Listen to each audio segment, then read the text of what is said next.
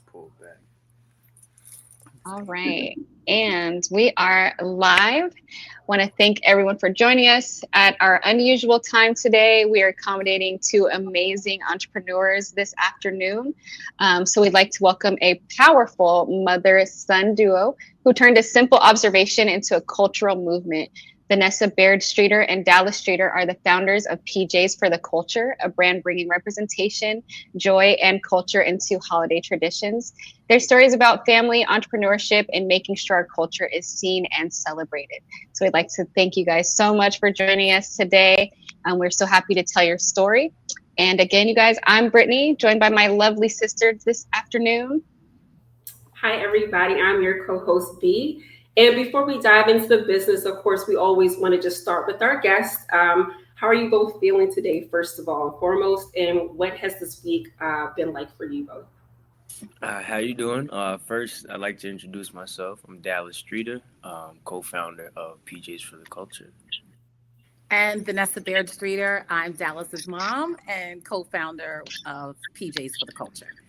And so you asked the question of how was our week? My week was hectic, like crazy hectic, getting home from work 8:30, 9 o'clock every night. But we were looking forward to this opportunity that was going to take place at the end of the week, which was speaking to you guys about the entrepreneurial, venture that we have both partaken in. And my week was pretty good.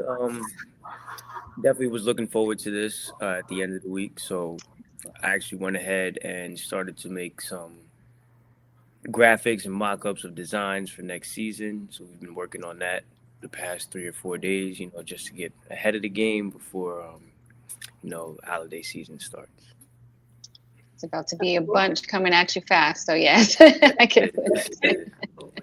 Definitely want to start early. And for the people who are watching right now, who are just meeting you for the first time, how would you each describe yourselves outside of business?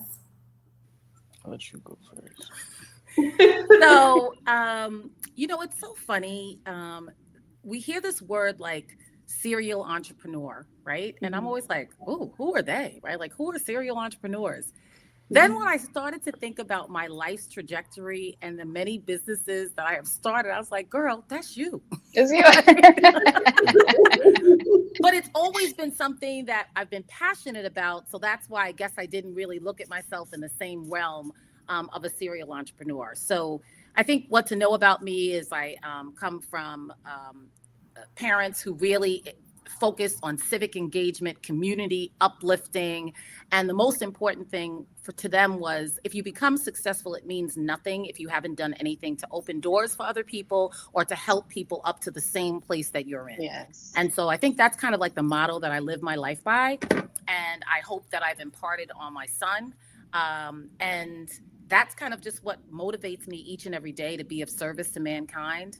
So if you hear that, then you know that I'm an AKA because that is our motto. I love it. But to be of service to mankind and really do whatever you can to just really uplift people, make people feel good. Like I'm always into like making people laugh, as you could see with our dialogue, but making people laugh and feel good, right? Because if you feel good and you laugh, you'll be the best person that you can. Exactly. Something to come after. Sorry. But I would just say I'm, more of a cerebral, a little bit more to myself type of person. Very cool, collected, calm.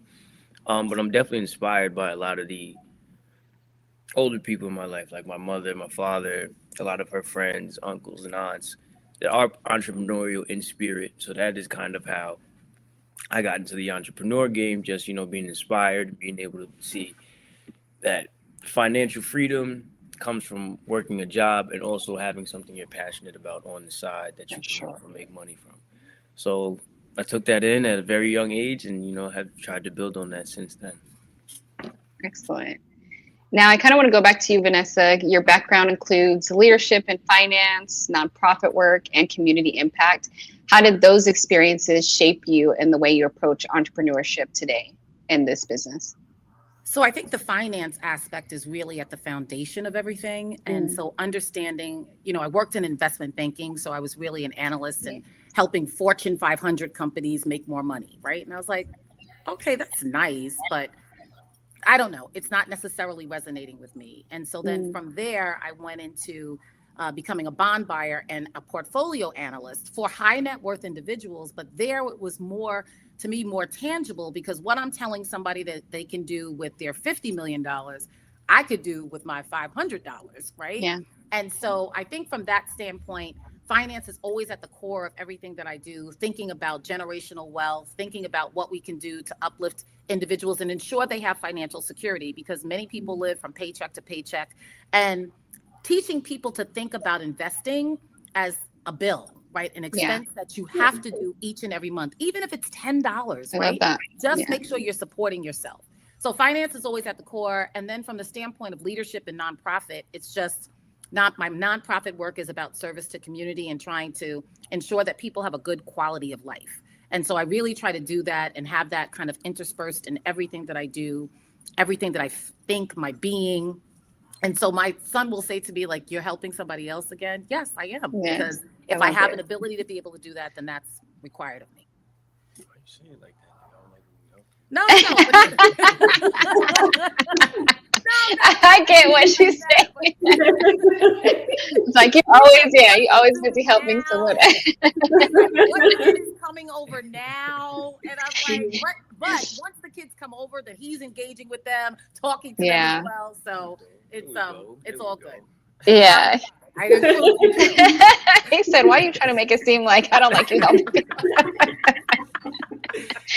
I feel you, Dallas. I know what she meant. No, it's all good. It's all good, though. I understood the gist of what she was saying. I got the big. I guess the gist for everyone else. He wanted to make sure the audience understood. Right.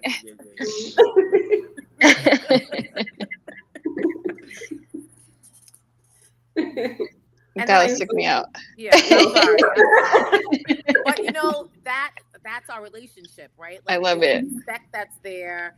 A willingness for him to be able to say something to me and call me on something, right? Yeah. And for me to recognize and realize, like, oh, how did I just make you feel, right? And I love it. I think we learn that, like, as we're in business together. I think the opportunities for us to interact on a consistent basis, not necessarily always on the same page, but being respectful of each other's opinion, helps us to grow, even as mother and son and as business partners. Definitely. Yeah, beautiful. So like Dallas, what were some of the like early influences in your life that helped you shape your creative or entrepreneurial mindset? Some of my earliest influence was my parents, my mother and father. I remember being young and hearing about, a fish shop that my dad used to own in Harlem. And then my mom had a hair business throughout my entire life. She also ran the Vanettes. And so those things kind of shaped me in the home. Outside of the home, Pharrell. I've always really been a fan of Pharrell. Just being a little different, but also part of the culture and able to, create your own lane and do things that you like to do and be successful in it and not necessarily have to follow a crowd. So I would definitely say not too many outside influences, but more in-house, in-home. And then, also I would like to say going to Howard University definitely changed my thought process a lot on just finance, entrepreneurship, being able to give back to your community. I think that's one of the best experiences, I've experienced in my life, and was able to, grow so much mentally and, just truly feel like I became more of a well-rounded person at Howard University. That's amazing. And thank you for sharing. Yes, HU, I love it. So you did, definitely in the culture too. Class is 2020. Hey, oh really? That's awesome. And did either of you? Oh, go ahead. I was gonna say, 2020. It's a pretty, it's a standout year because we did have COVID, and that was the year that I graduated. So I graduated May 2020. I think the world shut down in April or March of 2020. So that also, kind of ignited that entrepreneurial mindset. There weren't jobs going around, and coming straight out of school and not being able to, get straight into your profession could be a little discouraging. But if I didn't have, the entrepreneurial based mindset that I did grow up seeing, I wouldn't have been able to, persevere through that situation. And I feel like that is a very big reason why we do have PJs for the culture, is because of just time and how, life works out. Yeah, definitely how life works out, because you didn't know what you were going to do, but sometimes you're sat down for a season so you can develop yourself and what you actually, are set out to Exactly. do. Like I Absolutely love have that. a bachelor's in sports management, so I didn't necessarily think I'd be Wow. creating, Yeah. clothing and Right. apparel and things like that. I thought I would be a sports agent, but Yeah. that's what I originally wanted to do. Amazing. But life comes at you fast, and you have to adjust. And the most important things in life are adjustments, I believe. What a pivot. Yeah. That's beautiful though. And did you guys, with everything that you had going on, especially just getting out of school, Dallas, did you guys actually imagine you would build something together at that time? So I would say we started in 2021. So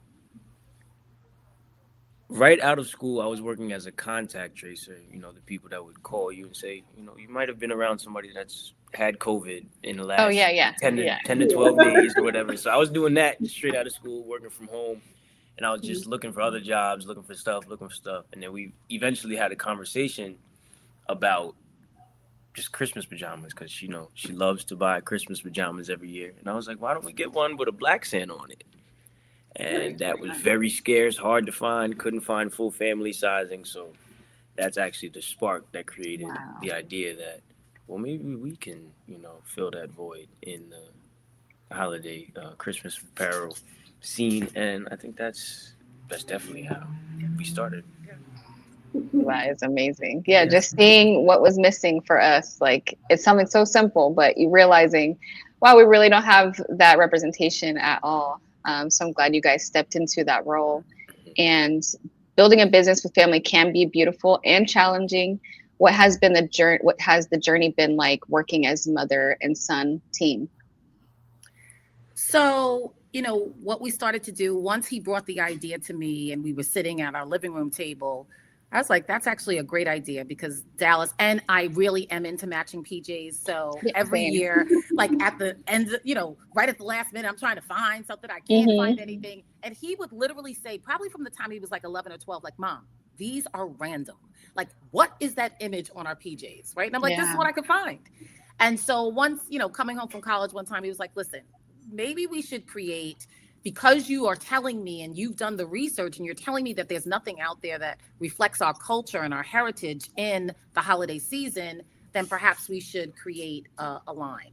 And so I love that part to just say, let's do it, right? Like, come up with an idea, try it out. It may not work, it may not, but you're going to learn something from that process that's going to prepare you for the next thing that you want to do.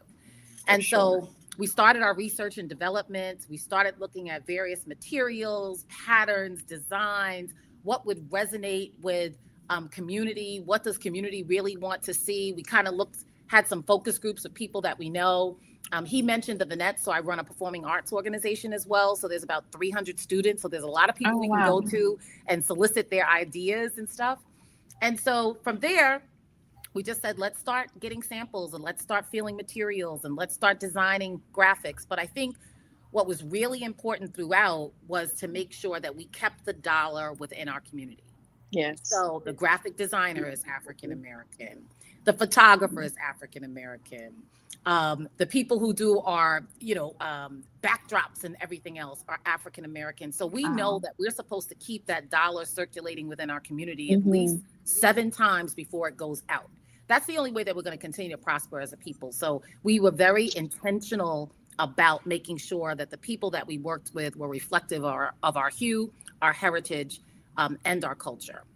Yes. So that was all great. Like that's the fun part. Like that was all great for us to be able to engage in.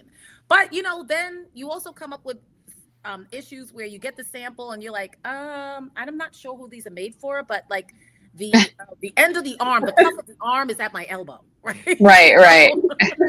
So you learn through that process too, like you can't wait till the last minute, because if you do, then the product is not going to be the exceptional product to be able to provide to your consumer base. So that tells you that starts to define and determine for you what your lead time needs to be able to give you the time to get the samples. If they're not right, then you can actually have the opportunity to be able to rework them and those sorts of things. So it's been a lot of fun, I have to say. Like it's great. He's my son, so we talk about everything and we have a really good relationship, but the opportunity to be able to run a business together, I think really has just deepened our relationship because we can talk about things. Listen, he's like a political wonk, so he talks about politics like all I love the it. time. And he's like a kid where I would go into his room and the TV's on and it's on CNN. Yes. I guess he kind of got that from me. But to be able to talk about a variety of different things, and particularly from a business standpoint and developing a business together, really just helps to solidify our relationship and allows it to be able to strengthen and move forward. Beautiful. I love it. And I will say, when we're talking about the inception of PJs for the Culture, she was bringing home a lot of random pajamas. And I think it was a bit of an excuse when I first said, well, why don't you just get some Black Santa pajamas? Because I didn't really want to wear matching pajamas. So it was a bit of an excuse that kind of turned into, since I'm talking to such a serial entrepreneur, it did turn into an actual. Right. Well, that's a good idea. Let's build on it. And I was like, well, it is a good idea. We should just build on it. And You just knew that she wasn't going to be able to find it and you thought you were out of it. I feel it. thought I was out of This it. is the first time that I'm hearing this. I just want to let you know. But it worked out again. Wait, it is 5 years later. we still- Yes, that is amazing. No, that's good. That is amazing. So she was bringing home too many pajamas. You weren't feeling any Yeah, of them. I was like 21-ish, 20-ish. Yeah, I was like, yeah. I'm not trying to wear matching pajamas right now. And I didn't really care. Okay. Yeah. We're gonna wear matching. We're gonna take one picture in matching pajamas. I love it. Yes, we do the same. Every Christmas Eve is when you open them. It has to be, yeah. But I wasn't finding any Black Santas either, or just anything that had Black people. Period. Like, unless it was a gingerbread man, there was no brown on my shirt. that's So true, I you're really right. appreciate it. You're like, wow, the Black family's got gingerbread man. That's all we have. That's all we have. Absolutely. And go ahead, sis. No, I was just going to ask me, talk about your mother and son dynamic. For Dallas, what lessons from your mother actually show up in how you lead today? So I would say that you have to take everybody's opinion into consideration. That's not something I wouldn't say naturally do, but it doesn't come firsthand all the time. Sometimes I think the way I'm thinking about something is the right thing. But being able to see her, deal with a 9-to-5 job where you have to take in a whole bunch of opinions, and she's director of communications, or she was a director of communications for her last job. So communication was a very big thing, and she'd come home and talk to me about, well, I had to talk to this person who didn't agree with me today, or this person who didn't agree with me today, and flesh out how she got to the bottom of that situation, or how she was able to, resolve whatever situation it was. And listening to it at the time, I'm like, well, I probably probably just did what I wanted to do. But being able to have those conversations and, those experiences make you realize that you do have to take everybody's opinion into consideration. You do have to, think about all the possibilities, just not the good possibilities. Think about the bad. Think about what if it stays even. Think about all the, different scenarios that can come from a certain situation, a certain decision that you make. Yeah, that's nice. great. You get to I see it hadn't heard that firsthand. before. I know, I love it. See? And just be honest, who is more likely to say, let's take the risk between the two of you? Seems like you guys both have that kind of mindset. What do you think? I'll be honest. I'm a risk taker, and he will check me. Like, okay, so you remember when we tried those other PJs and they didn't really work? So no, we're not listening to you this time, and this is what we're gonna do. So It's a good dynamic. We're both risk takers to a certain extent, but I think we've learned through business that we can really analyze and now figure out, should we take the risk on something like this? Or because of the past experience that we had, or say, you know what, based on that past experience, perhaps we should kind of just continue to go down this path of something that we know is going to resonate. Because I have made a couple of recommendations that haven't necessarily panned out well. But nothing beats a failure but a try. You got to try it. You have to try it. And you guys are able to work it out. Yeah. He's thinking of the bottom line, like, okay, nothing beats a failure but a try, but we done spent money that we don't have people buying the PJs, Mom. They'll make the product, yes. All right. So Dallas is more of the hold on. Yeah, I'll definitely be the one to say, hold on, let's double think, let's rethink this. Let's just double up on it. Great dynamic though. And so when you guys launched the brand, what was the vision that you had in mind for it? So I think I'll say my vision, and I believe we do have two different visions for it, which is okay. But my original vision was kind of like a holiday sleepwear line where September of each year, you know that PJs for the Culture is coming out with 3 new styles, and maybe one that you've seen before, and, you know, be able to just build on that.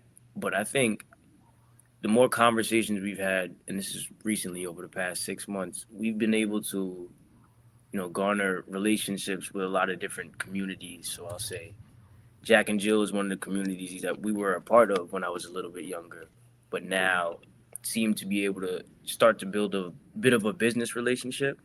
So, and that came from my mother, because she thought, well, if we have this holiday sleepwear line that all these black people love to wear, we should be able to also tap into the communities that they're a part of, which are Jack and Jill, which are sororities, which are HBCUs, which are a lot of different things that, you know, affect our culture. So I think over the last 6 months, we've definitely talked about expanding our horizons into, you know, making, let's say a Jack and Jill boys and girls pajama that would feature their logo and feature their coloring, or a sorority pajama that would feature their logo and coloring. So I think that's on the horizons for our upcoming seasons. And I think that's an idea that I didn't initially see coming. Yeah. So you were thinking, Dallas, I mean, and it's with your, you know, age group and things like that, because there's a lot more like drops and there's a lot more like pop-up shops. So you're thinking like, I want it to be exclusive where we pop up, you know, an occasion, you know what to look for during this season. So I like that. You guys are able to collaborate and be like, well, hey, let's touch these bases then. Like I said, great dynamic of you guys being able to hear each other out and kind of combine those ideas. So that's beautiful. Absolutely. And when did you guys realize at the time how deeply it would resonate with people? I think, you know, even when we were having a conversation, so there's certain people that will tell you, like, don't share your business idea with others, right? Because you never really know if they're going to take it or not. But we are so fortunate to be around a community that, you know, has such deep tentacles that we know that when we share this information, it is going to be something that's kept within our community. Right. So how we knew it was our first photo shoot for our first season. And so we got families that are part of the Vanette's Cultural Workshop, right? So that makes sense, right? I already have students. So we get the families for the Vanette's Cultural Workshop to be able to serve as the models. Oh, I love it. And one of the kids put on the PJs and he came out from the bathroom. He was like, these are the softest PJs I ever wore. So I think right from there we do, okay, I think we got them, right? Like, and you know, from the standpoint of the types of materials that you can use, right? When people hear the first line that we put out was a polyester blend. And so people hear polyester and they're like, I don't like polyester. But if you happen to look at the labels of most of the things you wear, it is a polyester blend.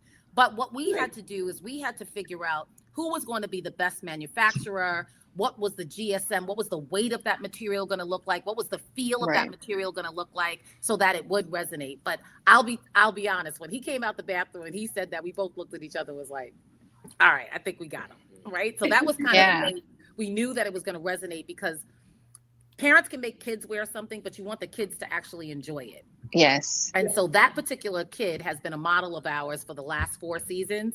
And Love he's it. always looking forward. He's like, Ma, so when's the photo shoot? Because we have to participate. And then he always wants to wear the pajamas prior to Christmas because they're so comfortable. I love that. So picking PJs for the culture over Spider-Man. Yes, I love it. Absolutely, absolutely. So that's a shout out to Peyton. Peyton, when you watch this, you'll see that we shouted you out. Yes. That is absolutely beautiful. And so we did know it from there. I think, that was even before it was publicly out for people to purchase. And then once we put it out, and the fact of the matter that I think it's like the organic growth of the organization, right? Like the first 2 years, we didn't spend marketing dollars. Like we literally, Instagram profiles would pick us up and share it for, not even knowing us. And then we'd see tags and we're like, wait, I'm like, Dallas, did you see the tag? Like they shared it. I was like, they got 600,000 people on their platform. Like it was just so organic, but I think it was because it was something that people were desiring, wanting, and needing, but it was never fulfilled. So when they started to see, and it was literally plain and simple. It was Merry Christmas with a Black Jolly Santa on it, but it was cool. So the other thing is, you want to talk about why we designed the PJs the way we did? The hood and the joggers. Oh yeah. So we definitely incorporated, hoods and joggers because, as I said earlier, I wasn't the biggest fan of Christmas pajamas when I was so I wanted to, make it a cool thing, make it so the dads can wear it. You got the middle pocket right here that you can put your hands in. You also have pockets on the side, little hoods, so you can just feel comfortable while your wife may be making you take take that family photo. Definitely. So we just wanted to think about little things like that would resonate with our demographic. No, seriously, that's a good point though. He was like, what would I actually put on? And I'd be so mad every Correct. Absolutely. And that was it. Like, it was just like to make it look cool, right? So dads would want to wear it. And wives would not be having to, spend arduous hours and time trying to convince their husband to put on some PJs. So it's funny, like the first pictures that we probably got when we first started, people started purchasing were from men sending us like pictures saying like, yo, I look cool in my Christmas PJs, right? So that was also something to tell you that it was going to resonate with the public because the men actually wanted to wear it as well. That is perfect. That's when you knew it was catching on because they did not have to wear those onesies anymore for their wife. Absolutely. You're right about that. So it sounds like representation overall is just a running theme for PJs for the culture. So why is it important for families to see themselves reflected in everyday traditions like holiday pajamas? I think, especially in our community, the Black community, the presence and, repeated showing of the Black family, whether it's Santa Claus and Mrs. Claus or the Cosby Show or anything that shows a strong, powerful, successful Black family that is staying together, I think is very, very important in our community. So it wasn't necessarily like trying to force it down people's throats. It was just you might see a Mrs. Claus on a Santa on a Christmas pajama or a Santa Claus on a Christmas pajama, but you don't usually see Mrs. Claus, Santa, and the elf kids, and just trying to make it a family, trying to make it look like how your family photos look. That's really what the thought process was behind that. I love that. I think the other thing too with family is the opportunity. Like, I'll be honest with you, we get orders that are like 16 pajamas, 20 pajamas, because people come together as family and they all want to be wearing matching pajamas that reflect who they are, right? And the pajamas and the images look like them. So I also think that, and they're saying like, we never really can go anywhere and be able to find 16 or 20 pajamas that can fit our entire family, right? The only people that we're not fulfilling right now are the pets. Everybody's asking for the pet pajamas. We don't have any. Okay? They're family members too. But you listen, when you're a small business, you got to focus. You got to cut corners somewhere. but we find that with the brand, and because people resonate with it so well, because it does represent culture, heritage, legacy, family, that it's bringing families together to be able to want to celebrate together. And that's like the beauty of it, right? Mm-hmm. Like people call us and they're just like, we love the PJs. I want to send you a picture of our family. We had 22 people, PJs for the culture strong, right? Like, wow. It's such a good feeling. And I'll be honest, in the business model that we have, I truly believe customer service is paramount. Yes. And so when people email us, I handle the customer service. She's customer service lady. So when people email us, I call them back and they're like, wait, I just emailed me and you're calling me? Like, wow. Oh, like this is a company that really cares about its customers.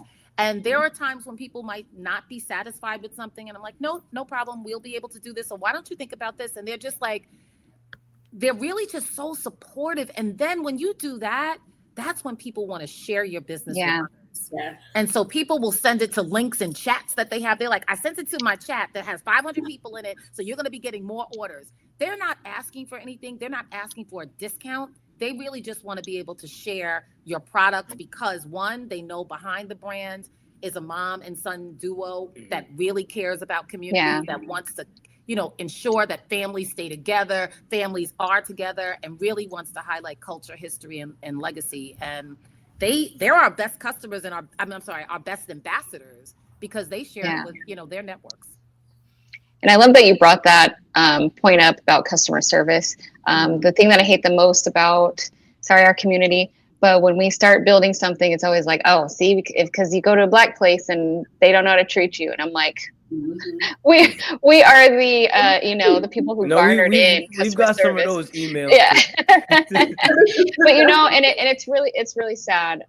But, even with you receiving those emails, you knew that it was paramount to make sure that your customer service was top notch, making sure that, hey, we don't care just about the dollar on the back end, but we care about generating the dollar and the happiness of our culture.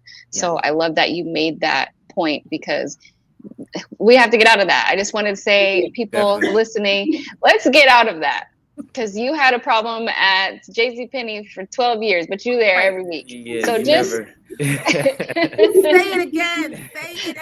So, listen. We did this past season, we got one email like that. And I'm like, so in my head, I'm thinking one thing, right? But then I'm like, okay, let me call them. And they wanted to be heated. But as we were talking, she was like, girl, I'm so sorry I sent that email the way I did. Please forgive me. Because that's what we're used to. Yeah. Exactly. Mm-hmm. That's what we're used to. And the bottom line is when you're able to just address someone's issue. And I think it was that she ordered 12 PJs and we only sent 11. And I was like, don't worry, we'll FedEx it. You'll get it tomorrow. Oh, wow. And she was like, wow, I can't even really believe you're that responsive. So she's like, I'm really sorry. I apologize. And I won't do that again. Probably will, but at least you won't do it. But not over here. No, that's amazing. Absolutely. So when sorry, sis, no problem. I just like talking. My bad. I was just going to ask. So you see the momentum that you're building with your brand, and so what do you hope that the brand PJs for the Culture leave behind? I'll say I hope that we leave behind a legacy of not just inclusion, but making people feel at home when you purchase our brand. It makes you feel, like you're hanging out with the cousins over the weekend. I want you to feel like that nostalgic, homely feeling when you think about PJs for the Culture, when you wear PJs for the Culture. I agree. I also feel like what we want to leave with the brand is that it's important for representation and we should be represented in all facets of life. And you can't, I'm going to preach a little bit, but like at the end of the day, this United States would not be what it is if it wasn't for our labor. It was built on our backs, right? So we always have the opportunity, and whenever we can, we have to ensure that we are represented, we are front and center, that our culture, history, and legacy is at the core of this American mosaic, this United States mosaic. But it's really important to make people ensure that they remember that if it wasn't for us, we would not be the Americas we are today. So I think that's important. And as Dallas said, it's really the legacy is family. The legacy is families coming together, having a good time, supporting each other, feeling good in their PJs that represent them. So for me, and for us, I think that's what it is too. It's legacy and it's family business. So families working together. A lot of times we want to work with other people. No, work with your family. Like, let's figure this out. And how do we create generational wealth for our, for our family? No, for sure. And I love that you're showing that to all generations. Because children, like you were speaking of, young Peyton, who is so excited, and he wanted to wear them before the holidays even started. Like I said, he has a choice of Marvel, Superman, all of these things, and he wanted to put on something that was representation of what he sees every day, and that's his family and the growth. So I love that is, what you guys are putting forth, because we're definitely seeing it. And kind of piggybacking off of what B said, what do you hope young Black entrepreneurs see when they look at your journey? I would definitely say to persevere through, because like I said, the reason that I have this entrepreneurial mindset or thought to start this was because I had to persevere through the pandemic and not being able to find steady work and that kind of thing. So I definitely would encourage people to persevere through the things that they have going on, and also make something that represents who you are and who you want to be. I know it's easy or popular to try to go viral right now based on trends and this and that, but if you put your all into something that you feel represents you, I feel like it'll be a way easier journey rather than just following the crowd. That part. No, I agree. Something that's not superficial because you think it's a trend, but something that's actually going to have really real impact, right? Because impact may take a while, but it's long lasting.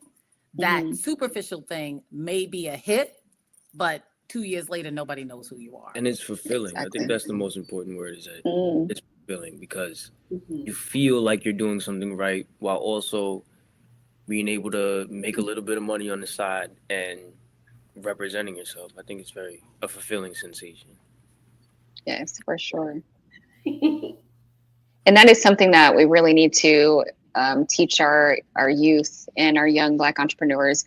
Like you said, right now, all we're seeing is what I call fast food nation. You can get it right now. It can be that quickly, but as fast as you get it, it does leave you quickly because you haven't built that foundation.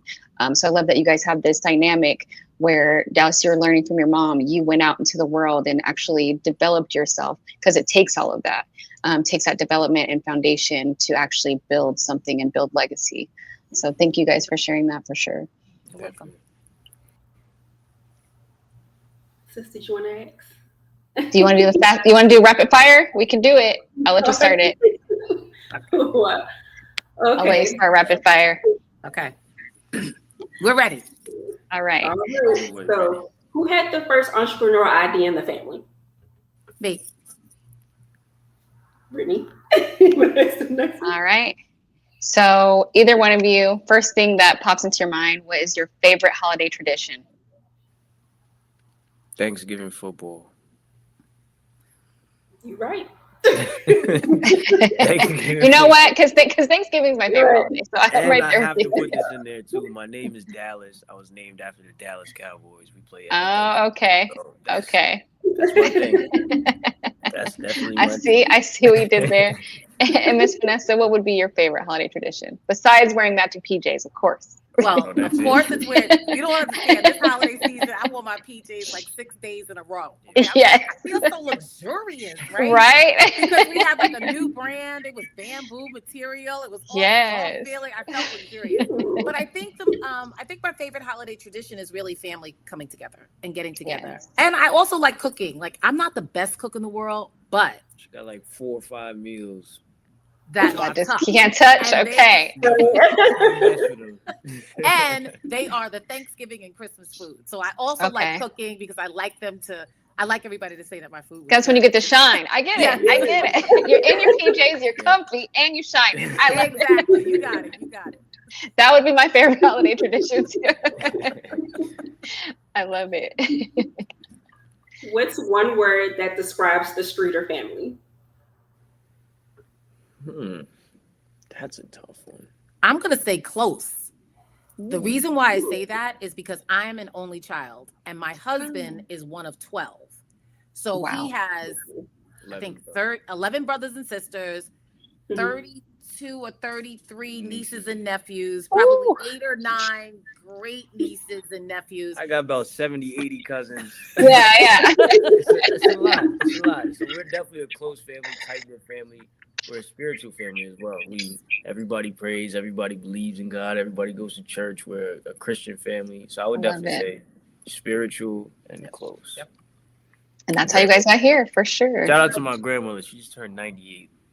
Oh, praise God. Oh my gosh. How beautiful. Listen, so true legacy. When you say shout out to her, she's a praying mom. You know, to have 12 kids in Harlem, bring them up in the project, and all of them to be successful, to be good, contributing citizens. Like, that's amazing. So that is a shout out to Mrs. Streeter and Mr. Streeter too, who held it down as well. Yes. That's where the family comes in when we're talking about, PJs for the culture and being able to, have everybody take pictures with their families, because it's what I grew up in, and it's what I feel like makes us wholesome. Yeah, makes you stronger. That is beautiful. Definitely. And out of the two of you, who is the better negotiator? I think I'll try to negotiate further than she will. Okay. So let's say she cuts them off. Yeah, let's say something costs $30. Like, I'll really, really try to get it for 15, but she'll be like, all right, 20 is good. We can just stay at 20. He's right about that. I love it. Between the both of you, who works the latest hours? Yeah. What? So I work the most hours because this is the thing. I'm the type of person, like, if there's a problem, I really can't go to sleep until I solve it. And so by like 12:30, Dallas is like, yeah, Mom, I'm going to bed. And I'm like, yeah, I'm just going to stay up a little longer. He'll come downstairs. It's 3:00 to get something to drink. He's like, you're still up? I'm like, yeah, because I can't really let it go. You have that brain, So it keeps going. Like, one time we received a sample, and I'm like, this is not what they sent us previously. So I'm examining it. I'm looking at it under the microscope. I'm calling the people. I got them on FaceTime. And he's like, Mom, we can do this tomorrow. I was like, no, we cannot. We have to do it today. And I think that also comes from she also has a 9 to 5 where she has to be at work all day. Yeah. I had a 9 to 5 until about August of this year, and then I left that position. So during my day, on a regular day, I don't have much to do. So I'm saying I can leave this for tomorrow, so I'll have something to do during the day. True. Once it gets done at 2:00 in the morning, I'm like, leave me something to do. I feel you. You're like, no, I just spread out my time a little bit. I did it. Sorry. It's I like feel it. A little OCD in that area. Sorry. Hey, that's what makes it work. And he can still pick up. Like, Mom, I got you. It's okay. even if you don't figure it out all the way, I'll be able to do it. Yeah. Beautiful. Now, we do want to give you guys time because we're going to ask both of you. This is a signature question that we ask all of our guests. And if you could title the memoir of your journey so far, what would it be and why? And that's to both of you. Take your time, of course. Title the memoir. Yes. Thus far. What would be the title of it? And why? I go first because my memoir will be shorter. Okay, you ready? I think he's trying to say I'm old, but I think a little, but I was like, he didn't say it. So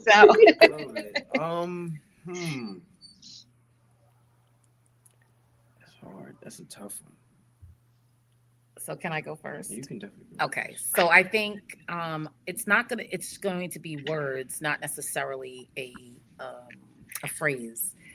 And I'm going to say it's God, community, resilience. I think it's God, community, resilience. And I say that because there's nothing that happens in this life without the Lord leading and guiding our path. Amen. And from the standpoint of everything that he has manifested in my life, while you might go through something, experiencing something and don't know why, that's the point of faith, right? You believe in something that is the unseen. But when 2 or 3 years later, when you're experiencing something, you're like, oh, shoot, that's why I went through that then. Yeah. Because he was preparing me for this now. So he leads and guides our steps, my steps, definitely, Dallas's steps each and every day. So that's why God. I think community, it's because we have a responsibility. I think from the standpoint to whom much is given, much is required. I'm blessed. My family is blessed abundantly. So it's important for us to be able to give back to community, uplift individuals. I think that's important. And then I think resilience. I think the resilience comes from ancestrally, like our history and what we've been through and what we've been able to accomplish without significant means. Yeah. And then at the same time, if we think about how we persevered even through COVID, right? We were resilient. We took the opportunity while we were isolating to learn more, like he talked about. Yes. He started to develop his entrepreneurial spirit. But I think we have to have resilience, and particularly in this time when we're talking about various federal policies that are dismantling DEI, that are going against the grain and going against people of color. I think we have to have a resilient spirit in the midst of uncertainty, because if we have that, the resilient spirit, along with the faith and knowing that God is going to provide a way, when you have faith in action and uplifting and prioritizing community, I think we're going to be all right. So for me, it's God, community, resilience. Beautiful. Thank you, Ms. Vanessa. He said it's a long enough answer. It's a long enough answer for me to think of mine. I was really stumped. Why is he like this? He said, appreciate you. So I would go with inspirations in unfamiliar places, because I feel like a lot of my inspiration comes from places that I wouldn't necessarily think I'd gain inspiration from. A lot of the events my mom had me go to when I was a little bit younger, leadership conferences and just different things like that I wasn't necessarily a fan of at the time, but it's more about the experience and the people that you meet and what can inspire you while you're doing something that might not be something that you consider your forte. So I think that's inspirations in unfamiliar places. Sorry. I like that. I love that. Yeah. Let me write that one down. I love it. No, thank you. You both answered amazingly. Those are beautiful. We always like to know, where you are in this journey. So what chapter would you say you are currently writing right now in that memoir? What chapter are you on? Don't ask me. You go first now. He said, no, I need you to go again so I can think about it. I'm in like 7 out of 18. Okay. I'm in the 7th chapter of 18, and I feel like I have a lot more to do. But I do feel like I've come a long way. I feel like I've learned a lot, and I feel like a lot of the people along that way are very inspirational to me, and I feel like I would like to just say thank you to a lot of those people, honestly. Yes. In your thank you chapter. I love it. I think for me, based on what I currently am engaged in, which I lead a nonprofit that's a health and human services organization, I am in the resilience chapter because of the uncertainty and the chaos that exists on the federal level, and funding being cut from nonprofit organizations, and them trying to figure out how are they going to continue to provide the services that they do, but with less funding coming in. So I think I'm in the resilience chapter because I do feel like while we're met with these challenges, it also brings opportunity for creativity and ingenuity and figuring out, yes, this organization might have lost money, but guess what? How can we collaborate and partner with another nonprofit to be able to provide the services to community that is needed? I think it's hard for certain people trying to navigate whether they receive Medicaid, SNAP, and the work requirements are changing and, there's more responsibility. But I think that as a nonprofit leader, I'm there to provide solutions and ensure people remain connected to the benefits. So I'm definitely in my resilience chapter. And from the standpoint of our interactions, I think it's resilience too. Now that we've had a company that we have 4 years under our belt, what is the next? What are we doing next? Right? And how are we going to continue to support community, uplift our culture and history? And so I think there's resilience in that too, because you could decide to say, like, is there anything else we can do? Or you can start to continue to create and say, what else can we do to ensure that our mission of the organization, which is to ensure that through sleepwear brand that we support, highlight the Black family, culture and heritage, and making sure that we can do that through a variety of different mechanisms through the sleepwear brand. Yes, ma'am. Yes, I love that. Thank you. I tried. Oh, beautiful. No, that's beautiful. Yeah, no, I love it. That's going to be the clip right there. So. Absolutely. I definitely want to take the time to you, Miss Vanessa, as well as Dallas, to just thank you both and give you both your flowers for joining us today. Not only that, but creating something that celebrates culture, family representation, and we love seeing entrepreneurs, especially a mom and son duo, build businesses that carry meaning and legacy. So we thank you for that. Yeah. Thank you so much. And we appreciate you guys for having us on your platform. We appreciate you and really finding us, because we didn't know anything about Sister Soul sections prior to this, and you guys reached out via DM. And so once again, when we talk about community supporting community, you represent that for us. You really are giving us an opportunity to have a platform to be able to expose our brand, our journey, and also continue to, allow us to continue to thrive as a business. So we just really appreciate your platform and finding us worthy to be highlighted. Yes, ma'am. Thank you. And so where can our audience support PJs for the culture? Your website, Instagram handles, and upcoming collections so we can support? So I will say our Instagram, website, Facebook, and everything else is PJS FOR, the culture. You can find us on Facebook, Instagram, TikTok, Pinterest. No, not yet. Not on Pinterest yet, but it's coming soon. But yeah, that's where you can find us. And so that's where you can find us. And I think she also asked the second part of the question was like, what's upcoming? What are we thinking about? What are we going to be releasing?